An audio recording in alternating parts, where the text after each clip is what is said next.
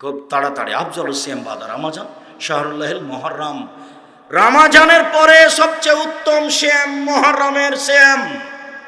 রাসূল সাল্লাল্লাহু আলাইহি সাল্লাম মদিনায় গেলেন, দেখলেন সবাই সিয়াম থাকছে। আল্লাহর নবী বললেন, মাহাজাস সিয়াম, এটা কিসের সিয়াম? তোমরা মুহররমের 10 তারিখে কেন সিয়াম থাকো? মদিনার লোকেরা বলল, আল্লাহর নবী, মুহররমের 10 তারিখে আল্লাহ ফেরাউনকে ডুবিয়ে দিয়েছেন সদল বলে। আল্লাহ মুহররমের 10 তারিখে মূসা আলাইহিস সালামকে বাঁচিয়ে দিয়েছেন সদল বলে। ফাসামা মূসা শুকরান, মুহররমের 10 তারিখে মূসা শুকরিয়া হিসেবে সিয়াম পালন করেছিলেন। আমরাও শুকরিয়া আদায়ের জন্য মুহররমের 10 তারিখে সিয়াম থাকি। তখন তিনি বললেন, মুহাম্মদ সাল্লাল্লাহু আলাইহি সাল্লাম বললেন, আরে শোনো শোনো শোনো, না না, আমরা হাক্কু মিনকুম, মূসার এই শুকরিয়া সুন্নাত পালন করতে আমরাই বেশি হকদার তোমাদের চেয়ে। অতএব মুহররমের 10 তারিখে আমিও সিয়াম থাকলাম, সাহাবীগণ তোমরাও সিয়াম থাকো। বলার সাথে সাথে একবারে সাহাবীগণ রেডি করে বলে উঠলেন, আল্লাহর নবী বলেন কি আপনি? আপনি বলছেন ইহুদিদের বিরোধিতা করতে হবে, খ্রিস্টানের বিরোধিতা করতে হবে। এরা ইহুদি, এরা খ্রিস্টান, এরা মুহররমের 10 তারিখে সিয়াম থাকে, আমরা কেন সিয়াম থাকবো?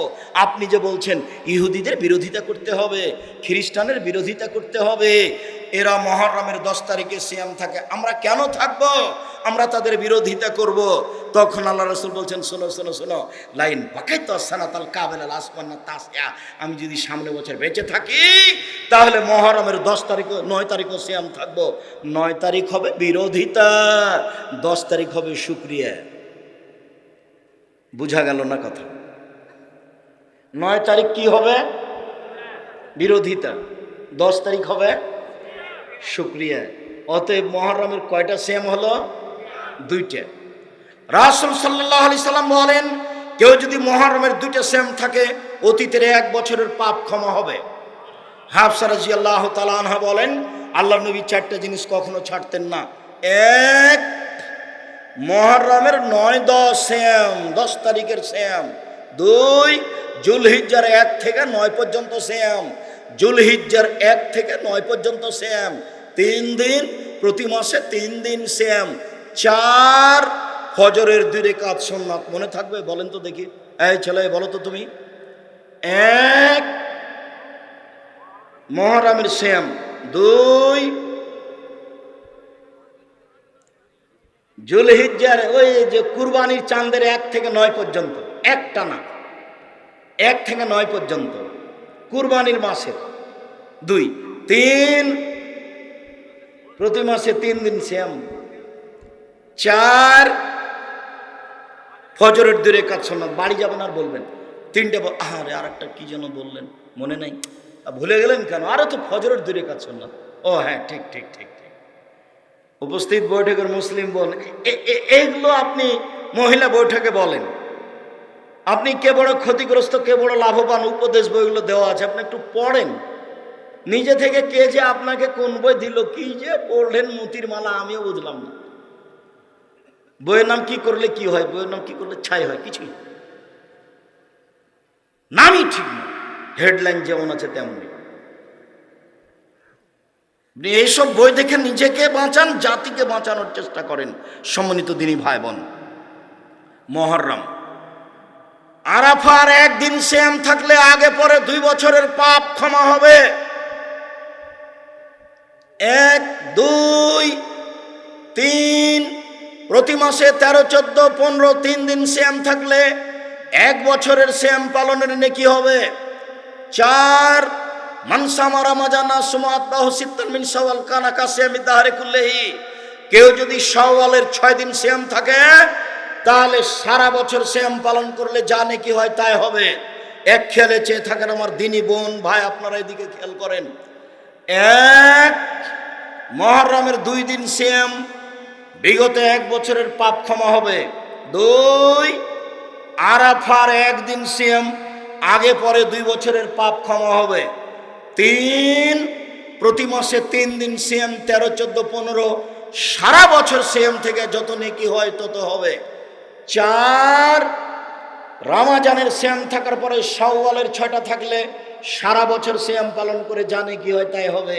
এবার বুবুর কথা, বুবু বলছে, বুবু শাওয়ালের 6টা রোজা রাখো বুবু, তবে হায়েজের কারণে রমজানের যেগুলো ফরজ ছুটে গেছে বুবু সেগুলো আগে রাখিও, কেননা এটা ফরজ আর এটা সুন্নাত। বুবু আপনাকে এই কথা কে বললো বলেন তো?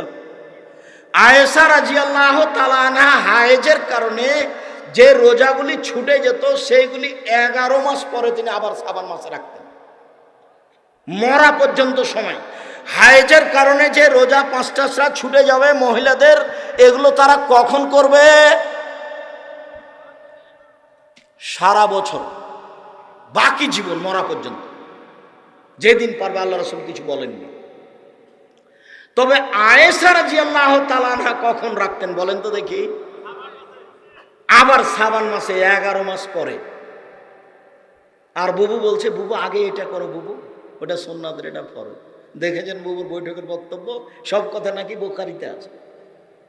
আপনাকে আমি খাটো করিনি, আপনি আমার দিনী বোন, আপনি সঠিক কথা বলেন, এটা আমি চাচ্ছি।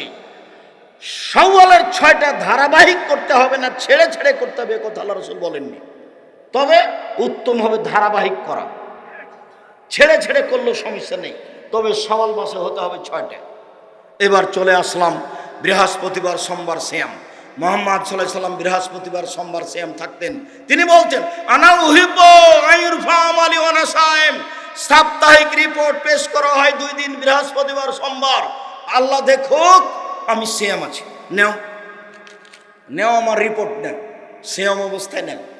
আমি চাই আমার যখন তুমি পাপ নেকি দেখবা, তখন দেখবা যে আমি সিয়াম আছি। এটা আমাদের নবীর চাহিদা, যার কারণে তিনি কি করতেন? বৃহস্পতিবার আর সোমবার সিয়াম থাকতেন। এবার চলে আসলাম শাবান মাসে। এটাই আলোচনার শেষের দিকে, এক খেলে চেয়ে থাকবেন, 19-20 পা যেন না নড়ে। এখানে আমার গুরুত্বপূর্ণ কথা আছে, পুরো আলোচনা এই আলোচনাতে ঢাকা আছে। মানে আপনি এখন পর্যন্ত একদিনও সিয়াম থাকলেন না কেন? 15ই শাবান থাকবেন এই জন্য? কে নাকি বলেছে যে শাবানে 2টা থাকতে হয়, 14-15, তাই থাকবেন এই জন্য? বুবু নাকি বলেছে 15ই শাবানে সিয়াম থাকো বুবু, অনেক নাকি হবে এই জন্য? জি না, সব কথাগুলি বাতিল। আমি অনুবাদক, দেখেন তো। ওসামা ইবনে যায়েদ রাদিয়াল্লাহু তাআলা আনহু বলেন, কুলতু লিন নবী সাল্লাল্লাহু আলাইহি সাল্লাম, আমি আল্লাহর নবীকে বললাম, লামা আরাকা তাসুম ফি শাহরিন মিনাস শুহুরে মা তাসুম শাবানা। আল্লাহর নবী, আপনাকে শাবান মাসে যত সিয়াম থাকতে দেখি, অন্য মাসে তো দেখি না, কেন এইটা? আল্লাহর নবী, আপনি শাবান মাসে এত বেশি সিয়াম থাকেন কেন? এটা জিজ্ঞাসা। আচ্ছা, জিজ্ঞাসাটা মনে থাকবে কি? একটা বাক্য মনে করেন তো দেখি, কি জিজ্ঞাসা? আল্লাহর নবী, আপনি শাবান মাসে এত সিয়াম থাকেন কেন? এটা জিজ্ঞাসা। এবার উত্তর, যাকা শাহরুন বানা রজব রমাজান, এটি একটি মাস রজব রমাজানের মাঝে, এটি একটি মাস রজব রমাজানের মাঝে মানুষ তাতে গাফেল থাকে। যাকা শাহরুন, এটি একটি এমন মাস তুরফাউল আমাল ইলা রাব্বিল আলামিন, বাৎসরিক রিপোর্ট আল্লাহর কাছে পেশ করা হয় এই মাসে, বাৎসরিক রিপোর্ট আল্লাহর কাছে পেশ করা হয় এই মাসে। ওনা উহিব্বু, আমি ভালোবাসি, আইরফা আমালি ওয়া আনা সাইম, আমার বাৎসরিক রিপোর্ট পেশ করার সময় আল্লাহ দেখুক আমি সিয়াম আছি। মনে থাকবে না মনে হয়?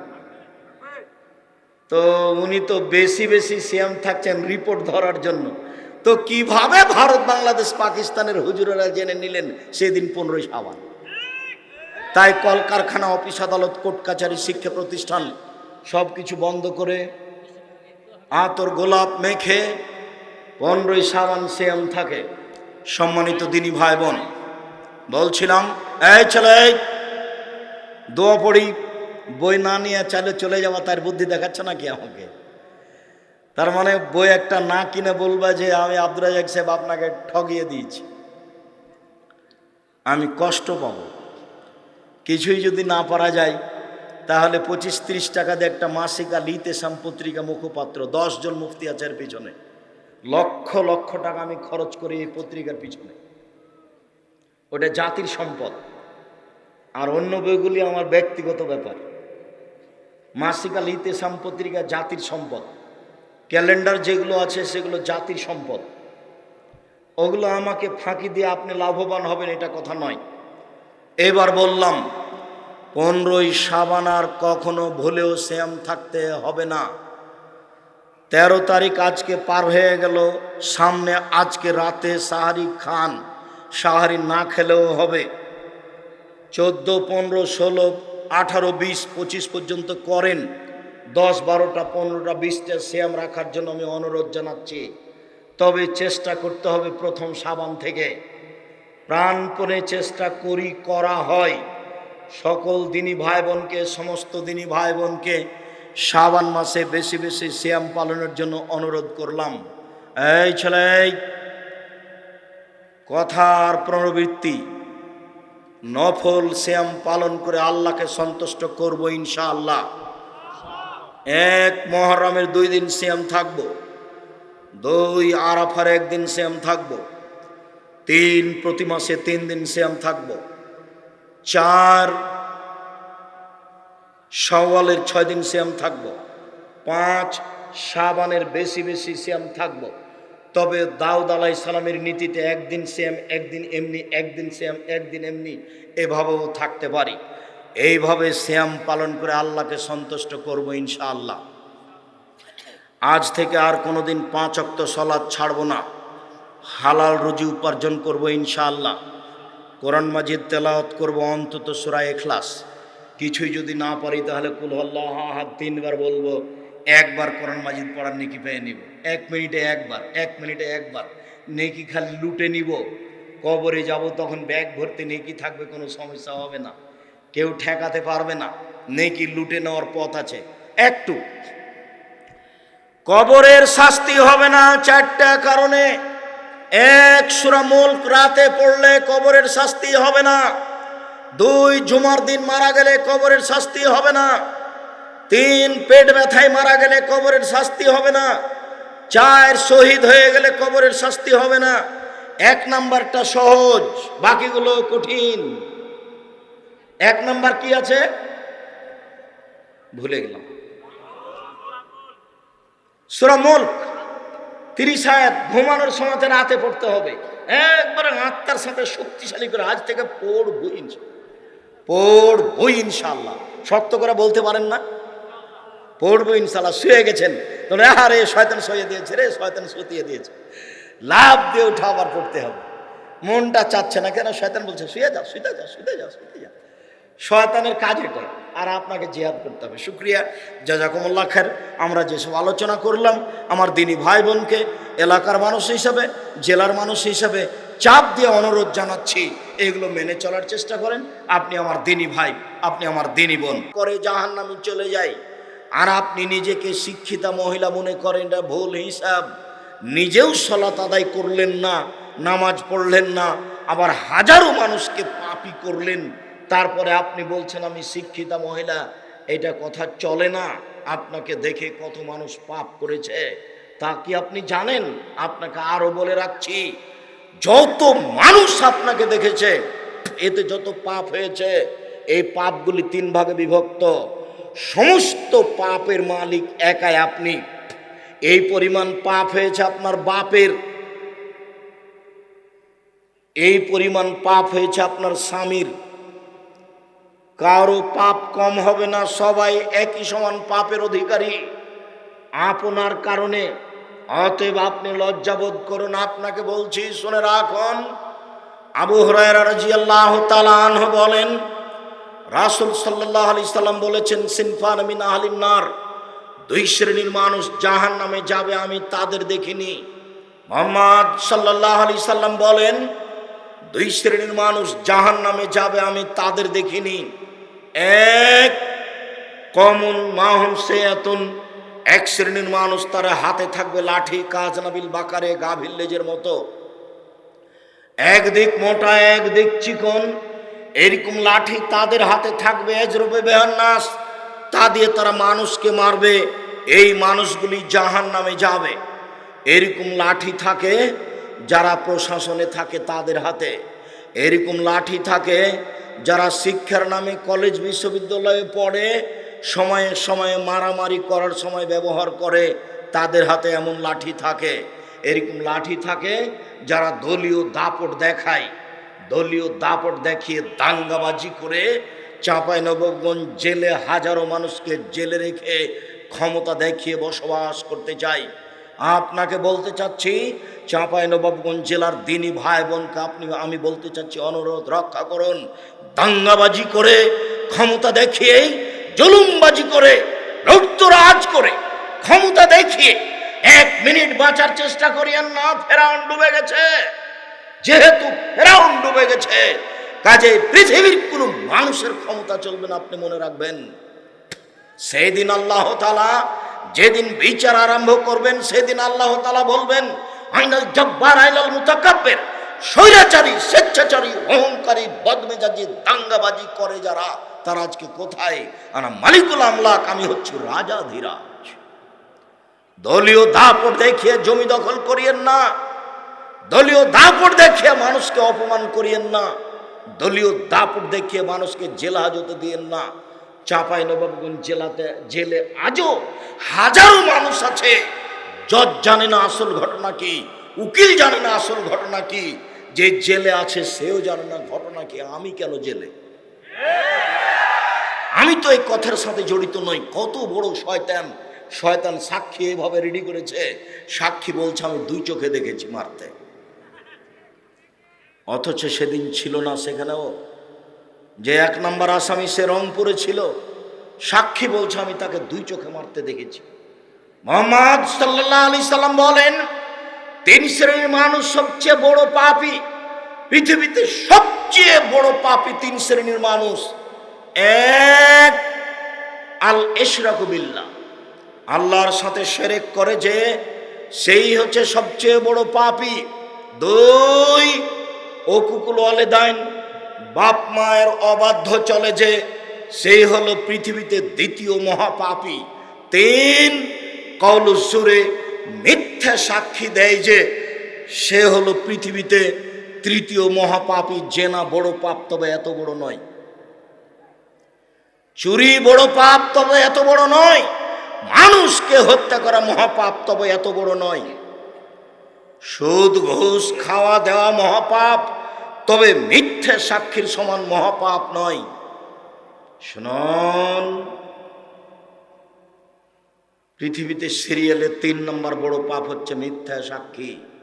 মিথ্যা সাক্ষী দিয়ে আরেকটা পরিবার ধ্বংস হয়েছে। 20 বছর থেকে জেলে আছে, ছেলে মেয়ের সাথে তার সাক্ষাৎ হয় না। স্ত্রীর গায়ে মাথায় একটু হাত বলিয়ে কথা বলতে পারে না। আপনি দিব্যি ঘুরে বেড়াচ্ছেন, ক্ষমতা দেখিয়ে তাকে জেলে দিয়েছেন। 20-25 বছর থেকে ও জেলে আছে, একটু ছেলে মেয়ের মাথায় একটু হাত বোলাতে পারে না। এর জবাব দিতে হবে, এর জবাব জাহান্নাম অপেক্ষা করছে। আপনি আমার দিনী ভাই, আপনি আমার দিনী বোন, আমি অনুরোধ করছি, আমি আপনার কাছের মানুষ। এই দুনিয়াতে যত মানুষ আপনার কাছে আছে, আমি চাঁপাইনবাবগঞ্জ জেলার মানুষ হিসেবে আমি আপনার সবচেয়ে কাছের দিনী ভাই। আপনি আমার পরামর্শ গ্রহণ করবেন, এটা আমি চাই। আমার জেলার মানুষ হিসেবে আমি আরো দাবি জানিয়ে বলছি, আপনি আমার কথাকে মূল্যায়ন করার চেষ্টা করুন। আল্লাহে, আল্লাহর কসম, আল্লাহে, আল্লাহর কসম, আল্লাহে, আল্লাহর কসম, আমি আপনার দিনী ভাই, আমি আপনার গ্রামের ছেলে, আমি আপনার জেলার মানুষ। আমার জীবনে কোনোদিন আমি অপ্রয়োজনীয় কথা বলি না, আমি কোনোদিন মানুষের ক্ষতি করার চেষ্টা করি না। আমি কোনোদিন মানুষের পিছনে লাগিনি, মানুষ আমার পিছনে লাগে, মানুষ আমার ক্ষতি করার চেষ্টা করে। কোনোদিন আমি কোন মানুষের ক্ষতি করার চেষ্টা করিনি। আমি জামিয়া সালাফিয়ার ব্যাপারে, জামিয়া সালাফিয়া রূপগঞ্জ, নারায়ণগঞ্জ, ঢাকা, জামিয়া সালাফিয়া ডাঙ্গিপাড়া, পবা, রাজশাহী, জামিয়া সালাফিয়া 6 মাইল, বাবুগঞ্জ, বরিশাল, জামিয়া সালাফিয়া তেঘরা, বিরল, দিনাজপুর, বিশাল প্রতিষ্ঠান।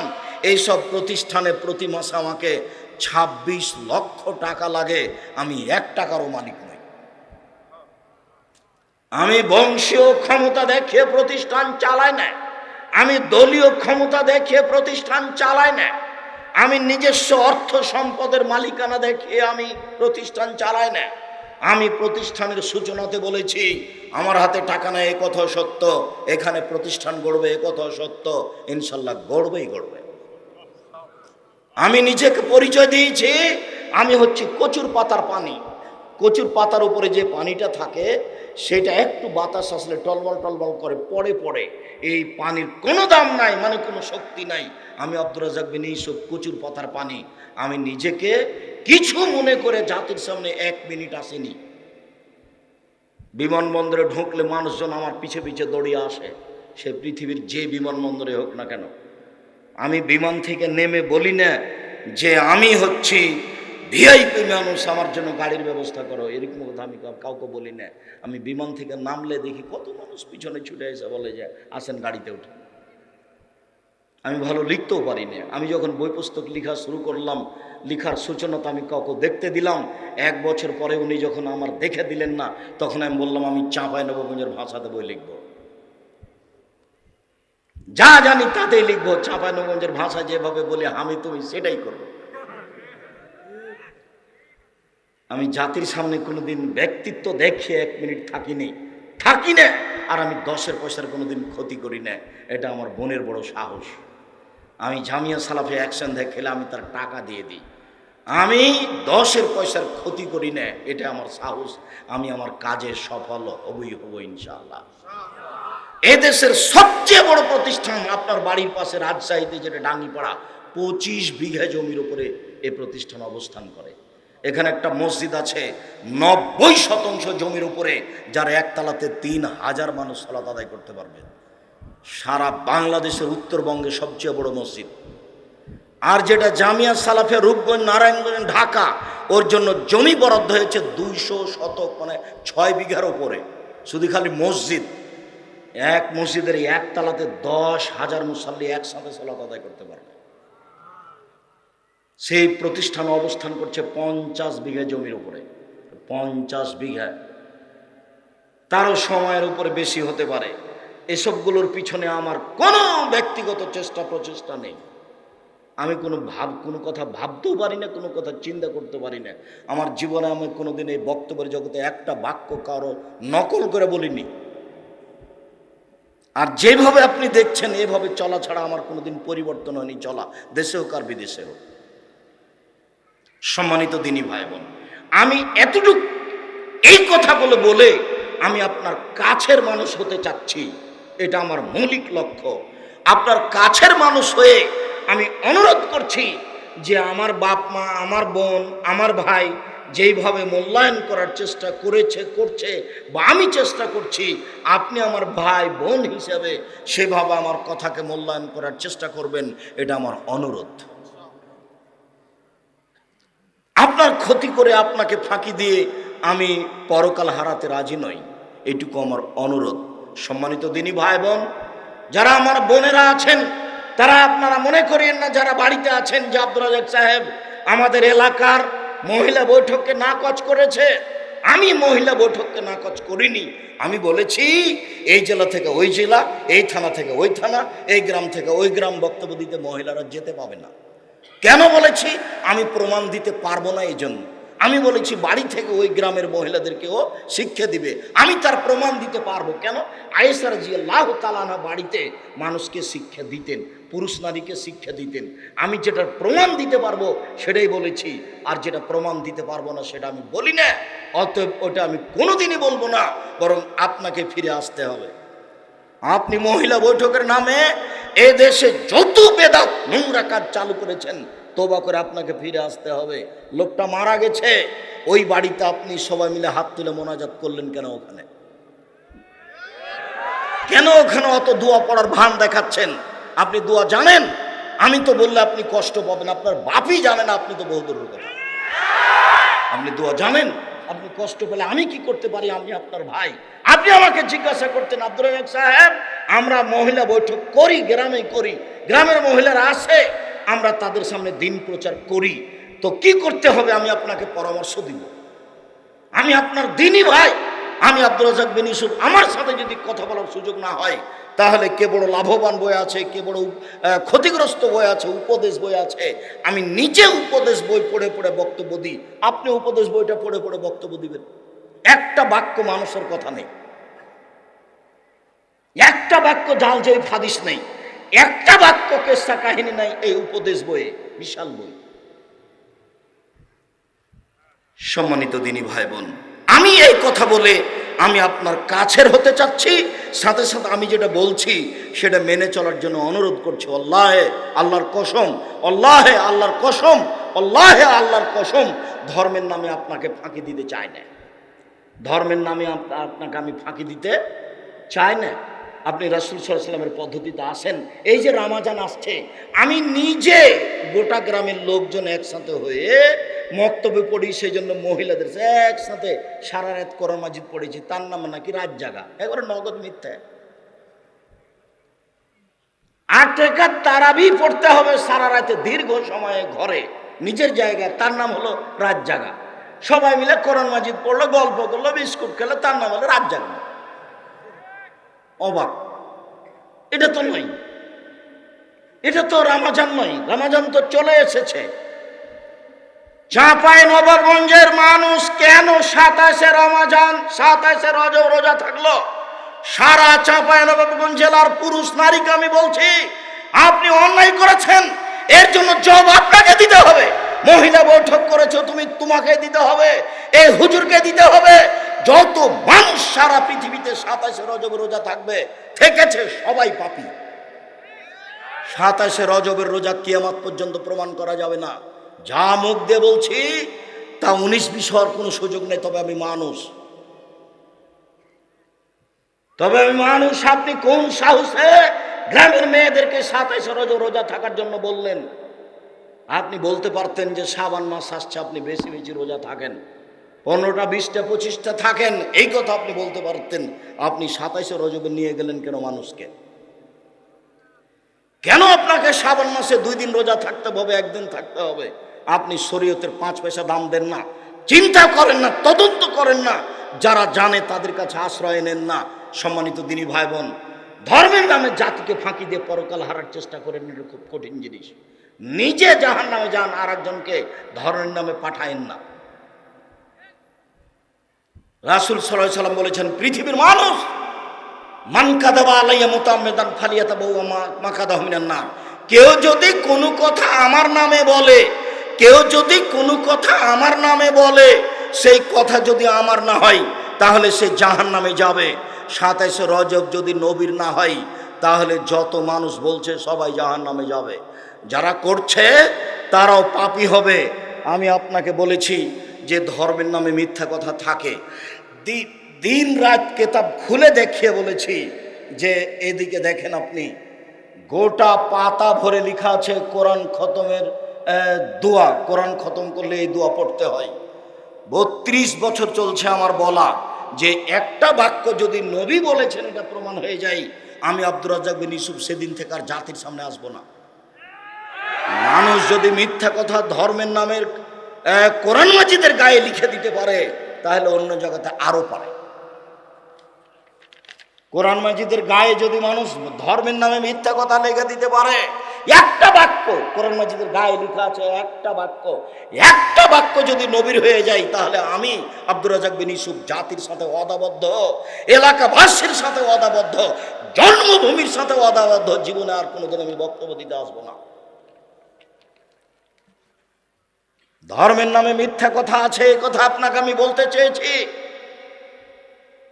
মুকশিদুল মুমিন বইয়ের হেডলাইন আপনাকে আমি শতদিন শুনিয়েছি, শত শত হাজার হাজার মিথ্যা কথা আছে। 2-1টা আপনাকে আমি শুনিয়ে থাকি আপনার মনে থাকার জন্য। মুকশিদুল মুমিন বইয়ের একটা হেডলাইন আছে যে অবিবাহিত ছেলে মেয়ের পড়া নিষেধ। তো হেডলাইন যে দেখে সেই পড়ে, কিরে কি লেখা আছে, যে দেখে সেই পড়ে। হেডলাইন তো পড়লেই তো এটা মাথায় ঘুরে উঠবে, অবিবাহিত ছেলে মেয়ের পড়া নিষেধ। তো সবাই তখন বলবে যে কি আছে, না হেডলাইনই ভুল, হেডলাইনটাই ঠিক নয়। এখন লিখছে ভিতরে, সফরের পূর্বে স্ত্রী মিলন হলে ছেলে ভ্যাংচা হয়। হেডলাইনের পরে লিখছে, ভরা পেটে স্ত্রী মিলন হলে ছেলে টেরা হয়। চন্দ্র গ্রহণের সময়, সূর্য গ্রহণের সময় স্ত্রী মিলন হলে ছেলে কানা হয়। আল্লাহর কসম, আল্লাহর কসম, ও ওই হেডলাইনের পরে একটা কথা আল্লাহ রাসূলের নয়, সব সরাসরি কোরআন মাজিদের বিরোধী, আল্লাহর বিরোধী। আল্লাহ স্ত্রীর ব্যাপারে বলেছেন, নিসাউকুম হারসুল লাকুম ফাতু হারসাকুম আন্না শাইতুম। পৃথিবীর মানুষ তোমাদের স্ত্রী, তোমাদের জমি। পৃথিবীর মানুষ তোমাদের স্ত্রী, তোমাদের ক্ষেত।